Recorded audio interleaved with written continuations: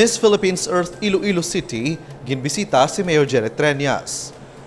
Ginbisita ni Miss Philippines Earth Iloilo City, Maria Cristina Nacionales Talyador si Mayor Treñas. Madinalagon nga naupod si Talyador sa listahan sa mga opisyal nga kandidata sang Miss Philippines Earth 2023 nga ginanunsyo sang Marso 7. Dako man ang papanghanda ni Talyador agud madalagid pa uli ang corona kag bilang isa ka kandidata nga may kausa sa pagtipig sang palibot kag dunang manggad, ginpakigbahin man ni Talyador ang iya advokasya. So far, my preparations for Miss Philippines Earth, I prepared myself mentally and physically, and since this is my national pageant, I really studied a lot about the environment around me and also to my advocacy, which is focusing on environmental wellness. Since my advocacy is shortened into CARE, which is change makers who are actualizing the protection of biodiversity, reducing carbon footprint, and enabling the youth through education to become ambassadors of environmental wellness. Nagahingyo man si Talyador sa mga Ilonggo sang ila padayon nga pagsuporta. My message to my fellow Ilonggos is that I hope that you would support me in my journey to Miss Philippines Earth,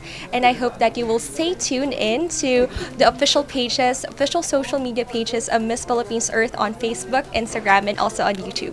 Nagapasalamat man si Talyador sa tanan nga managasuporta sa iya kag nag-agda sa pagbantay sa mga palaabuton nga kahiwatan sang Miss Philippines Earth. On April 29th, tentatively, it will be the pageant night of Miss Philippines Earth, and I would also like to give a big shout out to my family who is watching, also to my family at Iloilo National High School for the support, and also to my fellow Ilonggos. I wouldn't be standing here right in front of you if it weren't for you guys. Thank you all, and I love you.